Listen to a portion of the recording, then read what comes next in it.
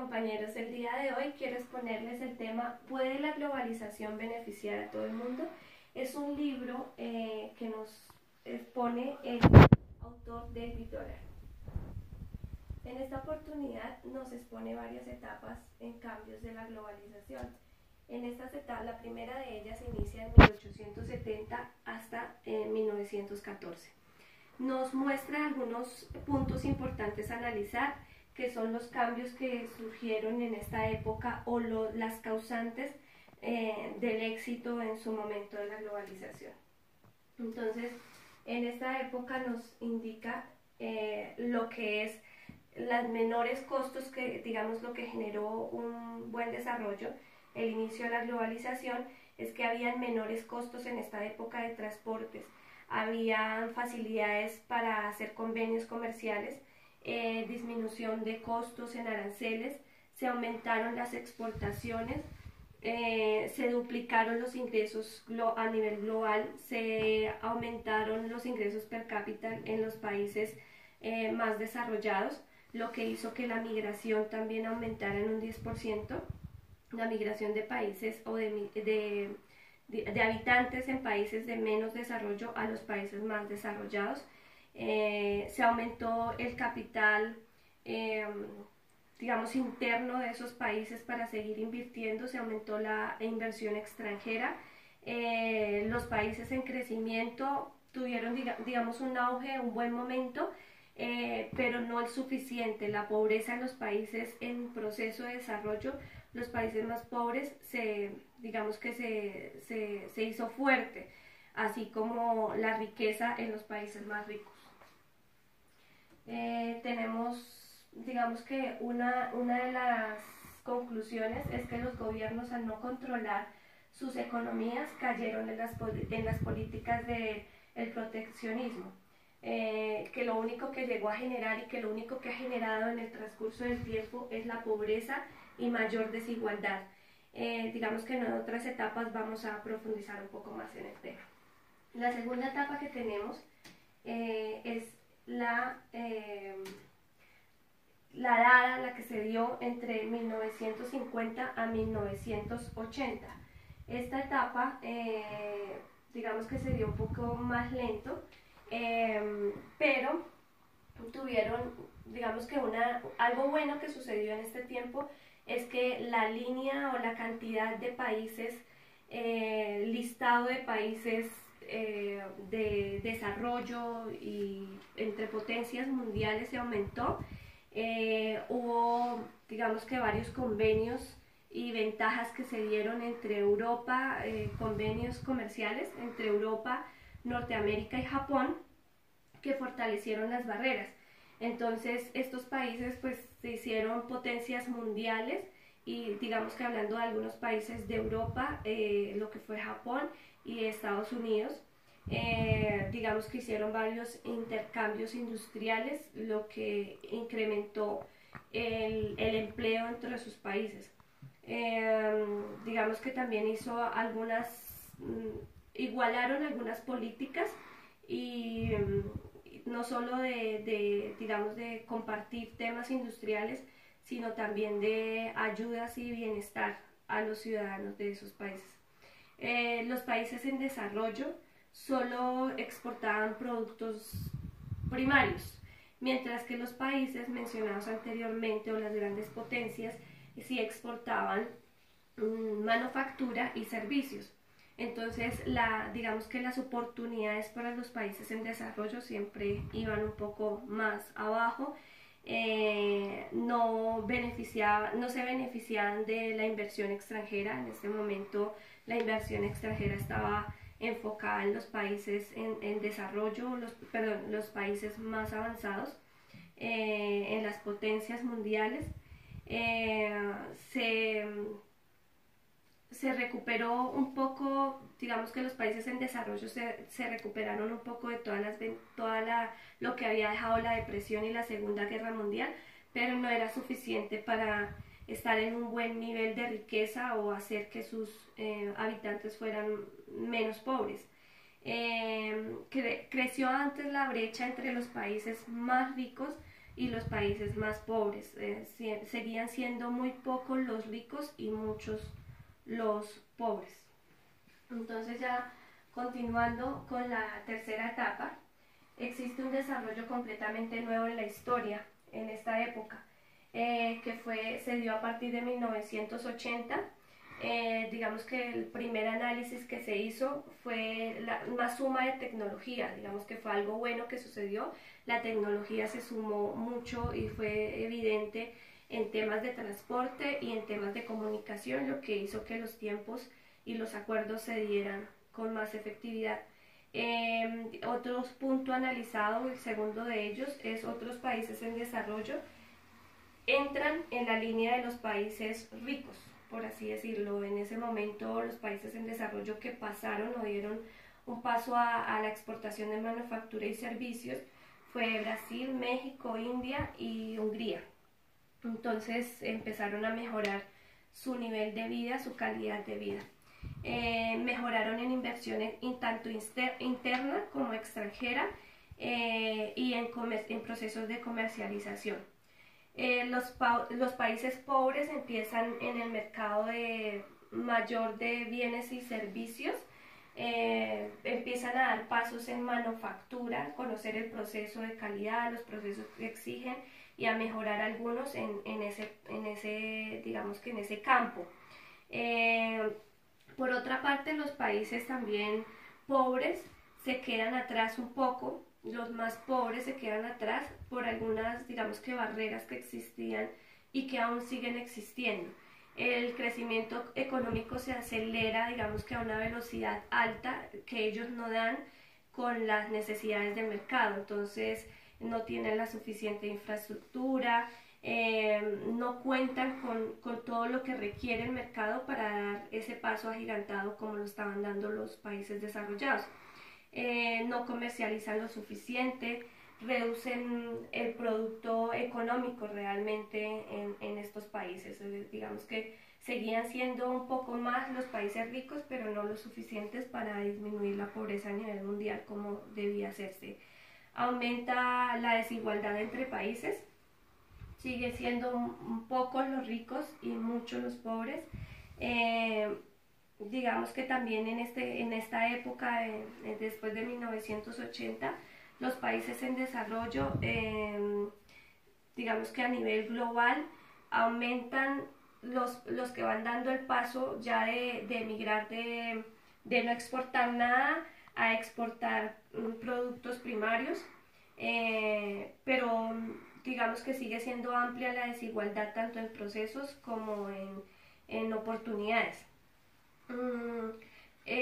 Digamos que internamente en los países no desarrollados, en proceso de desarrollo, se aumenta el salario incluso en los países también muy desarrollados, se aumenta el salario de las personas más capacitadas y se disminuye el salario, digamos que en una diferencia muy amplia en las personas menos capacitadas. Entonces ya la desigualdad no es tan notoria solamente entre país y país, pocos países muy ricos y los países más pobres, sino la desigualdad también se marca internamente en los países entre funcionarios con salarios muy altos y funcionarios con salarios muy pobres. Entonces ya empieza a ser desigual tanto interna como externamente. Por otro lado, tenemos que las causas de esta, digamos que de esta etapa, que fue algo, digamos que muy fuerte y como lo mencionaba acá, fue notoria en la historia, es que los países con poco acceso a la educación entraban cada vez más en desventaja, como ya lo había mencionado. Digamos que los beneficiarios de esta etapa siempre fueron los más ricos y fue donde más se exportaron manufactura y servicios y se enfocaron poco en la exportación de agricultura y los productos primarios, ya que digamos que no era su interés en ese momento, pero hacía que los países pobres se volvieran más pobres, dado que las zonas rurales pues no estaban exportando agricultura o los países consumidores no estaban digamos, elevando una alta demanda de agricultura, lo que hacía que en los países más pobres las zonas rurales fueran siempre las más afectadas. Una de las varias conclusiones salen para originar las desventajas de los países más pobres en su momento, pues la velocidad de las exportaciones y el crecimiento de la manufactura, y ellos no estaban preparados para infraestructura, no tenían para dar el paso agigantado. Los gobiernos internamente, pues mucha corrupción, lo que hacía cada vez más incompetente el mercado interno y externo, la ubicación geográfica, el clima, la imposibilidad de poder sacar los productos a buen tiempo, ya que algunos países pobres no tienen mar y están muy lejos de las fronteras, entonces los tiempos, los costos no les ayudan mucho. Otra desventaja es la lentitud de los procesos por falta de educación, de salud y de beneficios. En especial la educación, no están capacitados, no tienen muchos, digamos que ciudadanos capacitados para evolucionar rápido. Las potencias mundiales en las dos anteriores etapas ya habían adquirido mucha ventaja en infraestructura, en calidad, en procesos, en costos, en costo-beneficio, en convenios, en menos aranceles, facilidades, mientras que los pobres sí les exigen todos esos aranceles y todas esas facilidades, lo que hace que sean menos competentes en temas de costos y de precios hacia el mercado. Mientras que los grandes producen en alto volumen, en menos costo, pues sacan el producto más económico y entran los pobres en desventaja.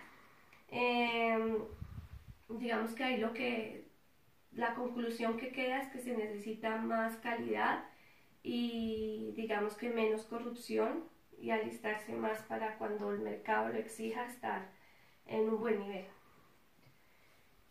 Por otro lado, pues continuamos con, digamos que ahí ya lo que podemos trabajar es el proceso o las políticas que se proponen en el libro para hacer que el mercado de los países pobres mejore, los convenios y la cadena de producción mejore. Algunas de las políticas que se proponen, una de ellas es políticas comerciales. Las políticas comerciales lo que se quiere es que los países ya desarrollados o industrializados mejoren las posibilidades de convenios para los países en desarrollo. Pues ya van muy adelantados, entonces pues como mínimo más capacitación, más inversión, los convenios sean más fáciles, el tema de los costos también se den de una mejor manera, que si tienen algunas ventajas los países industrializados en temas de aranceles, pues también lo tengan los países en proceso de desarrollo. Las exportaciones y la manufactura, digamos que se debe abrir un espacio a los países en desarrollo en temas de manufactura y en temas de consumo en los productos agrícolas y de primera necesidad, digamos los productos primarios, que son los que más producen los países pobres. Entonces si los ricos no los consumen, pues los pobres se van a quedar con ese producto siempre internamente y las zonas rurales y el campo siempre va a estar afectado. Los convenios e intercambios internacionales que se den con más facilidad para todos, por igual. Los países ricos siguen siendo, digamos que, abanderados y aventajados con temas de precios, hacen que si el pobre le va a comprar un producto, una materia prima, le tiene que pagar miles de aranceles y miles de costos que hacen que sea incompetente en el mercado. Digamos que otro punto ya que toca otra política que se propone son los programas de ayuda. En los programas de ayuda pues se propone que los fondos internacionales se amplíen y no se disminuyen, que es lo que pasa hoy en día. Que los países industrializados, en lugar de disminuir el porcentaje en fondos de ayuda, los aumenten. Las mejoras del Banco Mundial y de los países donantes siguen siendo activas, pero pues también digamos que hay formas y hay posibilidades evidentes de aportar más en educación, en salud, en ventajas que se pueden dar internas para que la gente esté mejor capacitada y calificada a nivel mundial. La siguiente política es la reforma financiera. En esta se propone, digamos que inversiones extranjeras más constantes, de pronto buscar una campaña de alguna manera que disminuya las especulaciones, que a veces solo por especulaciones el extranjero o las inversiones se caen, se bajan, y esto hace que el país quede un poco, digamos que mal económicamente hablando, ya que no tienen suficientes sistemas bancarios o sistemas fuertes, resistentes bancarios que puedan soportar la desatención que deja la inversión extranjera. Entonces genera unos altibajos en la economía interna de los países en desarrollo que hacen que se retrocedan en años. Entonces es soportar que el Banco Internacional o los fondos hagan de los procesos bancarios, digamos que de los sistemas bancarios, un proceso más fuerte. El manejo de la tasa de cambio de capital, también orientación hacia los países en desarrollo en este tema, para que no los coja fuera de base un cambio de inversión extranjera o una disminución de ella. La cuarta política proponente es las leyes de migración. La migración, digamos que se vuelve un tema no solo documental complejo, sino también en temas de comercialización, de impuestos y aranceles costosos. La migración, digamos que a veces cuando los países entran en una pobreza alta, en unos niveles de pobreza críticos, el otro país industrializado y con riqueza hace cada vez las leyes más fuertes y las políticas internas más fuertes para evitar que ingresen, cuando lo que están buscando es ayuda y mejorar sus ingresos. Entonces, mejorar esas políticas. Digamos que ahora lo que se nota es que en lugar de aumentar la globalización, que hace, como hablábamos al iniciar la época, era un 10%, ahora es un 0,2 o el 2% máximo. Entonces, lo que ha hecho es que en lugar de abrir las puertas y mejorar la globalización, el intercambio y la migración, así sean personas con calidad en temas de educación y competentes para el mercado, no, digamos que le cerramos las puertas. Entonces es otro proceso a mejorar con los países industrializados. Y ya por último queremos tratar el tema que continúa, que ya es como las conclusiones que sacamos, donde estamos mirando hacia el futuro, qué cambiar, qué mejorar hacia el futuro, y entre ellos lo que proponemos es que, bueno, o lo que se propone en el libro, es que las políticas globales no están avanzadas al ritmo que tienen las oportunidades globales o que dan las oportunidades globales. Entonces las políticas frenan, las oportunidades crecen, pero entonces ¿quiénes toman las oportunidades? Los que tienen riqueza, los que más oportunidades tienen. En lugar de ser compartidas, siempre está enfocado más en los que más tienen, tener más. Es por ello que para avanzar es necesario seguir las políticas que de alguna manera resuelven, las políticas mencionadas anteriormente, resuelven de alguna manera las falencias creadas por la misma globalización, con el fin de mejorar la vida de las personas en el mundo. En este caso tenemos algunas políticas que se enlistan ya en las conclusiones al final.